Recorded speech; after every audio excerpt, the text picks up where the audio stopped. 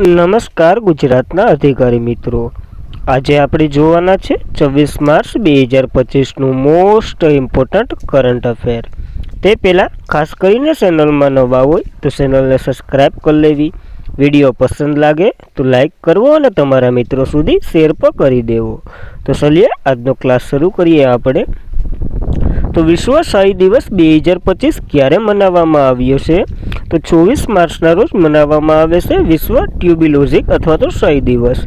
દર વર્ષે 24 માર્ચે વિશ્વ ક્ષય દિવસ ઉજવવામાં આવે છે, જે 24 માર્ચ 1882ના રોજ ડૉક્ટર રોબર્ટ કોશે ટીબીનું જે કારણ બતાવી અને માઇક્રોબેક્ટેરિયમ ટ્યુબિલોઝિસન બેક્ટેરિયાની શોધ કરી હતી, જે ટીબી થવાનું કારણ છે। આ બેક્ટેરિયા એની શોધ તબીબી જગત માટે એક મોટી સિદ્ધિ હતી, કારણ કે તેનાથી ટીબીની સારવારીને માર્ગ ખુલ્લો મૂકવામાં આવ્યો હતો, કારણ કે બેક્ટેરિયાની ખબર પડી ગઈ હતી, પછી એની સારવાર શોધી હતી એના માટે। અને આ વખતની થીમ તો કે હા, આપણે ટીબીને અંત સુધી એટલે કે લાવી શકીએ છીએ, એટલે કે ટીબીનો અંત કરી શકીએ, અને આપણો ટાર્ગેટ એ છે 2025 સુધી ટીબીને અંત કરવાનું। તો ડૉક્ટર કોશની આ ઐતિહાસિક શોધની યાદમાં જ 1982 એટલે કે 10 વર્ષ પછી વિશ્વ આરોગ્ય સંગઠન અને આંતરરાષ્ટ્રીય ક્ષય રોગ અને લંગ રોગ વિરુદ્ધ સંઘ બંનેએ મળી અને દર વર્ષે 24 માર્ચને વિશ્વ ક્ષય દિવસ તરીકે ઉજવવાનું નક્કી કર્યું હતું। જ્યારે ટીબી તો કે ફેફસાને અસર કરે છે અને આપણું લક્ષ્ય તો કે 2025 સુધીમાં ટીબી નાબૂદ કરવાનું છે। જ્યારે 24 માર્ચે એક બીજો દિવસ પણ ઉજવવામાં આવે છે, વિશ્વ કબડ્ડી દિવસ, જે 2019થી દર વર્ષે 24 માર્ચના રોજ ઉજવવામાં આવે છે। તો આ બંને દિવસો યાદ રાખવા। ત્યારબાદ માર્ચ મહિનાના દિવસોનું રિવિઝન કરી લઈએ તો 1 માર્ચે 3 દિવસો: વિશ્વ નાગરિક સંરક્ષણ દિવસ, શૂન્ય ભેદભાવ દિવસ અને વિશ્વ સિગ્રામ દિવસ। 3 માર્ચે વિશ્વ વન્યજીવ દિવસ અને 3 માર્ચે વિશ્વ સુનાવણી દિવસ। 4 માર્ચ રાષ્ટ્રીય સુરક્ષાનો દિવસ। 5 માર્ચે આંતરરાષ્ટ્રીય નિશસ્ત્રીકરણ અને બિન પ્રયાસ જાગૃતિનો દિવસ। 7 માર્ચ જન ઔષધિ દિવસ। 8 માર્ચે આંતરરાષ્ટ્રીય મહિલાનો દિવસ। 10 માર્ચ આંતરરાષ્ટ્રીય મહિલા ન્યાયાધીશનો દિવસ। 10 માર્ચે કોમનવેલ્થ દિવસ આ વખતે ઉજવ્યો હતો, કારણ કે માર્ચના બીજા સોમવારે ઉજવવામાં આવે છે। 12 માર્ચ નેશનલ નો સ્મોકિંગ ડે અને 12 જુલાઈ આંતરરાષ્ટ્રીય આશાનો દિવસ, જે આપણે નવો દિવસ એડ કરેલો છે। જ્યારે 15 માર્ચ વિશ્વ ગ્રાહક અધિકારનો દિવસ આપણે ઉજવીએ છીએ। ત્યારબાદ તો કે 16 માર્ચ રાષ્ટ્રીય રસીકરણનો દિવસ અને 18 માર્ચ આર્ડનન્સ ફેક્ટરી દિવસ। 18 માર્ચે બીજો તો કે વૈશ્વિક રિસાયકલિંગ દિવસ પણ ઉજવવામાં આવે છે। 20 માર્ચે 3 દિવસો: વિશ્વ સ્પેરો દિવસ એટલે કે શકલીનો દિવસ, આંતરરાષ્ટ્રીય સુખ એટલે કે હેપીનેસનો દિવસ અને વિશ્વ મૌખિક આરોગ્યનો દિવસ। જ્યારે 21 માર્ચે ઘણા બધા દિવસો, જેમ કે આંતરરાષ્ટ્રીય વન દિવસ, વિશ્વ સિન્ડ્રોમ દિવસ, વિશ્વ ગ્લેશિયર એટલે કે હિમનદીનો દિવસ, વિશ્વ કવિતાનો દિવસ અને વિશ્વ કઠપુતળીનો દિવસ। 22 માર્ચ 2 દિવસો: વિશ્વ જળ દિવસ અને વિશ્વ બિહારની સ્થાપનાનો દિવસ। 23 માર્ચ વિશ્વ હવામાનનો દિવસ આપણે ઉજવ્યો હતો। તો ખાસ કરીને આ માર્ચ મહિનાના અત્યાર સુધીના દિવસો પણ યાદ રાખવા। ત્યારબાદ સરકારે નવા નાણાં સચિવ તરીકે કોની નિમણૂક કરી છે? તો અજય શેઠની નિમણૂક કરી છે, કારણ કે આ પદ ખાલી હતું। તુહિકાંત પાંડે સેબીના અધ્યક્ષ બન્યા તો પદ ખાલી થઈ ગયું હતું। તો આર્થિક બાબતોના સચિવ હાલ આ કાર્યભાર આની છે અજય શેઠને ભારતના નવા નાણાં સચિવ તરીકે નિયુક્ત કરવામાં આવ્યા, જે તો કે સિક્યુરિટી એક્સચેન્જ બોર્ડ ઓફ ઇન્ડિયાના અધ્યક્ષ તુહિકાંત પાંડેની નિમણૂક સર્જાઈ, એટલે ખાલી પદ હવે ભરાઈ ગયું છે। અજય શેઠની વાત કરીએ તો 1887ના બેચના કર્ણાટક કેડરના ભારતીય વહીવટી સેવાના અધિકારી છે। શેઠે 2021માં જે આર્થિક બાબતો વિભાગમાં સચિવ તરીકે કાર્યભાર સંભાળેલો છે, અને આર્થિક નીતિ આકાર આપવાનો મુખ્ય ભૂમિકા પણ એના નામે જ છે। તો ખાસ કરીને આવી સિદ્ધિઓ સાથે હવે અજય શેઠને નાણાં સચિવ બનાવવામાં આવ્યા છે। હવે થોડીક આવી સચિવો નિયુક્તિ છે તો જોઈ લઈએ। કેબિનેટ સચિવ ટીવી સોમનાથને બનાવ્યા હતા।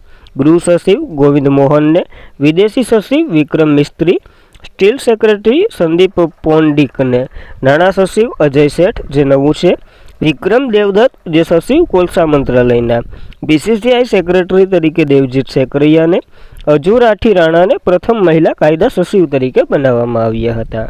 તો આવા સચિવો પણ યાદ રાખવા। ત્યારબાદ નામીબિયાના પ્રથમ મહિલા રાષ્ટ્રપતિ તરીકે કોની શપથ લીધા છે? આની નિયુક્તિ તો ઘણા સમયથી થઈ ગઈ હતી, પણ શપથ હમણાં લીધા છે, તો નામ યાદ રાખવું. અને આના વિશે આપણે પહેલાં પણ ચર્ચા કરી ગયા છે. નેન્જુમ્બો નંદી નેદેન્તવાહ બન્યા છે નવા સચિવ. નામ અઘરું છે, યાદ રાખવું જ પડશે. શુક્રવારે નેન્જુમ્બો નંદી દેતવાહ નામીબિયાના પ્રથમ મહિલા રાષ્ટ્રપતિ તરીકે શપથ ગ્રહણ કર્યા છે, જે એક ઐતિહાસિક ક્ષય છે. અને તેમનું ઉદ્ઘાટન નામીબિયાની 35મી સ્વતંત્રતા વર્ષગાંઠ નિમિત્તે થયું હતું, પરંતુ ભારે વરસાદના કારણે સ્ટેડિયમથી રાષ્ટ્રપતિ કાર્યાલયમાં ખસેડવામાં આવ્યું હતું. વગેરે કારણોથી હમણાં શપથ લીધા. અન્ય 72 વર્ષની ઉંમરે નંદી નેતવાહ નામીબિયાના 5મા રાષ્ટ્રપતિ તરીકે પદ સંભાળ્યું છે અને નાગોલા મમ્બુમ્બાનું સ્થાન લેશે. તો ખાસ કરીને કોનું સ્થાન લે એ પણ યાદ રાખવું. ત્યારબાદ નામીબિયાની વાત કરીએ તો એક આફ્રિકન દેશ છે. કેપિટલ વિન્ડહોમ છે. ચલણ તો કે નામીબિયા ડોલર છે, તો ખાસ કરીને એટલી નામીબિયાની માહિતી યાદ રાખવી. ત્યારબાદ ટાટા મોટર્સે કોને પોતાના બ્રાન્ડ એમ્બેસેડર તરીકે બનાવ્યા છે? તો વિકી કૌશલને બનાવ્યા છે, કેટરીના કૈફના હસબન્ડ. તો ટાટા મોટર્સે તેમના પેસેન્જર અને ઇલેક્ટ્રિક વ્હીકલ સેગમેન્ટ માટે હોલિવૂડ અભિનેત્રી વિકી કૌશલને ઝુંબેશ એટલે કે એમ્બેસેડર તરીકે નિયુક્ત કર્યા છે. અને IPL 2025 દરમિયાન ટાટા મોટર્સની આગામી ટાટા કર્વ સૌ અને એને પ્રમોટ કરશે. આ ભાગીદારી ટાટા મોટર્સની નવીનતા, શ્રેષ્ઠતા અને મેકિંગ ઇન્ડિયા પહેલ પ્રત્યે પ્રતિબદ્ધ સાથે સુસંગત છે. તો નવા બ્રાન્ડ એમ્બેસેડર બન્યા છે વિકી કૌશલ, ટાટાના, યાદ રાખવું. ટાટા મોટર્સ લિમિટેડની વાત કરીએ તો એક ભારતીય બહુરાષ્ટ્રીય ઓટોમેટિક વ્હીકલ કંપની છે, જેની સ્થાપના 1945ના રોજ JRD ટાટાએ કરી હતી, રતનજી ટાટા. મુખ્ય મથક મુંબઈ ખાતે છે, મહારાષ્ટ્રમાં, અને ચેરમેન હાલના નટરાજ ચંદ્રશેખર છે. તો ખાસ કરીને એટલી માહિતી યાદ રાખવી. ત્યારબાદ જળશક્તિ અભિયાન અંતર્ગત વિશ્વ જળ દિવસ પર કયા રાજ્યએ કેચ ધ રેઇન 2025 શરૂ કરવામાં આવ્યું છે? તો હરિયાણા રાજ્યએ શરૂ કર્યું છે અને આનું ઉદ્ઘાટન CR પાટીલે કર્યું હતું. તો વિશ્વ જળ દિવસ નિમિત્તે હરિયાણાના જે પંચકુલાથી રાષ્ટ્રવ્યાપી અભિયાન જળશક્તિ અભિયાન કેચ ધ રેઇન 2025ની સત્તાવાર શરૂઆત કરવામાં આવી. આ અભિયાનનું ઉદ્ઘાટન કેન્દ્રીય જળશક્તિ મંત્રી CR પાટીલ અને હરિયાણાના મુખ્યમંત્રી નાયબ સિંહ સૈની દ્વારા કરવામાં આવ્યું હતું. આ કાર્યક્રમ તાઉ દેવલિયા સ્ટેડિયમ ખાતે યોજાયું હતું, જે હરિયાણાના પંચકુલા વિસ્તારમાં જે પાણીપતમાં આવેલું છે. તો એ માહિતી યાદ રાખવી. હવે આ પહેલી વાર જ્યારે દિલ્હીની બહાર અને આવી રીતના લોન્ચ કરવામાં આવ્યું છે, તો એ પણ યાદ રાખવું. અને થીમ તો કે જળ જે સંરક્ષણ લોક ભાગીદારની છે. ઉદ્દેશ્ય તો કે વરસાદી પાણીને સંરક્ષણ અને વ્યવસ્થાને પ્રોત્સાહન આપવાનો આનો ઉદ્દેશ્ય છે, યાદ રાખવું.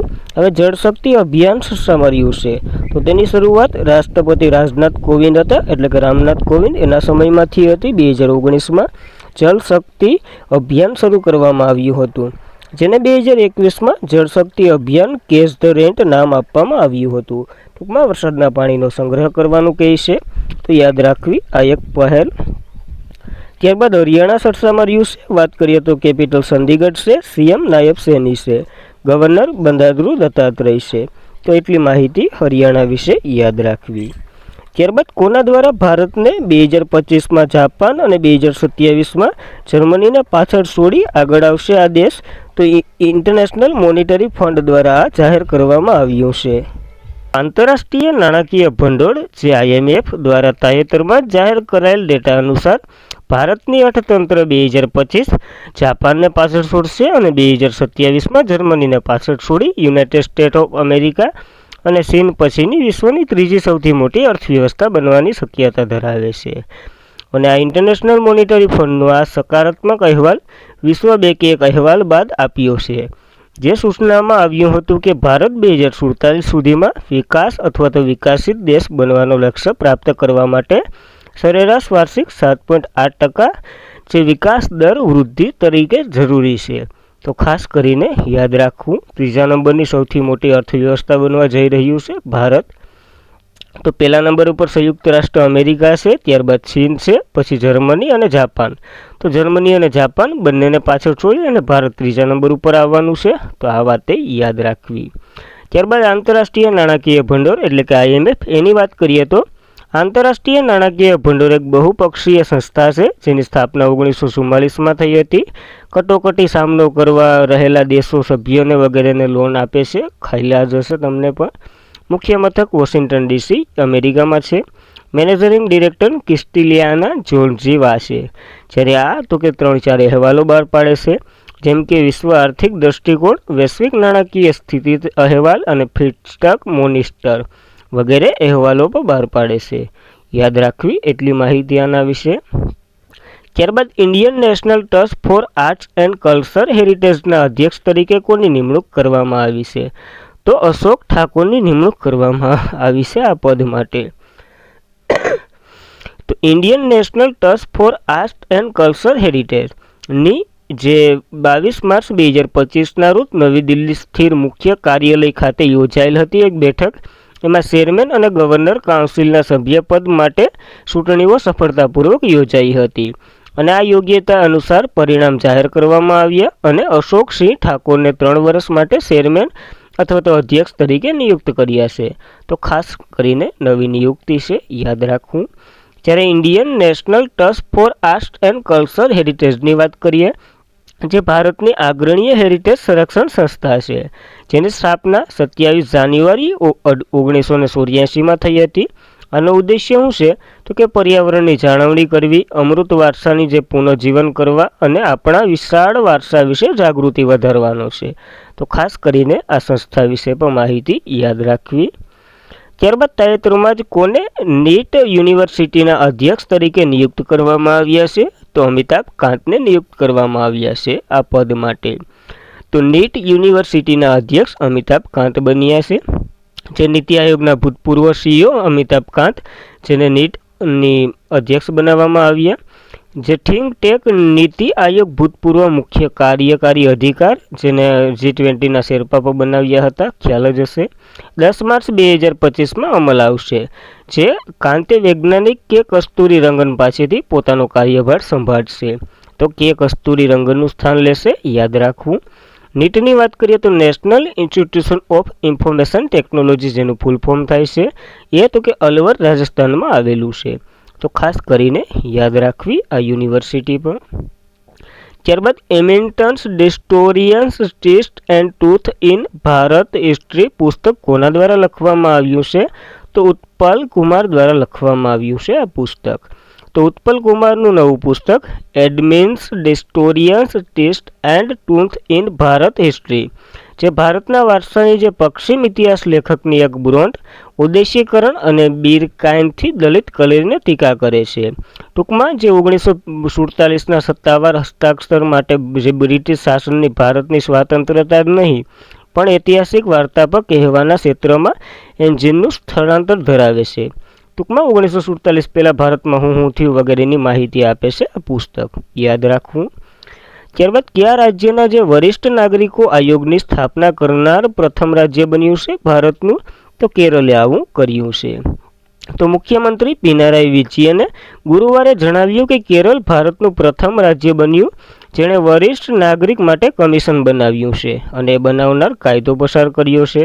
આ કમિશનર વૃદ્ધોનો અધિકાર, કલ્યાણ અને પુનઃવસવાટ પર ધ્યાન કેન્દ્રિત કરશે. તેમના કલ્યાણ માટે નીતિઓ ઘડવા અને ભલામણ કરશે કે આવી રીતના એક આયોગ, આપણે કેમ અટાણે મહિલા આયોગને SC, OBC ને વગેરે આયોગ છે, એવી રીતના એક આયોગ બનાવવામાં આવ્યો કેરળ અને એ પ્રથમ બન્યું છે. કેરળની વાત કરીએ તો 1 નવેમ્બર 1956ના રોજ રાજ્ય બન્યું હતું, જેની રાજધાની તિરુવનંતપુરમ છે. ગવર્નર રાજેન્દ્ર આર્લેકર છે અને મુખ્યપ્રધાન પિનારાઈ વિજયન છે. યાદ રાખવી કેરળ વિશે એટલી માહિતી. અને આજના માટે એટલું જ હતું. ખાસ કરીને મિત્રો વિડીયો પસંદ આવે લાઈક કરવો, તમારા મિત્રોને શેર કરવો અને તમારા કંઈ કારણો હોય તો કોમેન્ટ બોક્સ ખુલ્લું જ છે, જણાવવા બનતા પ્રયાસો કરશું પૂર્ણ કરવાના. Thank you for watching this video. જય હિન્દ, જય ભારત.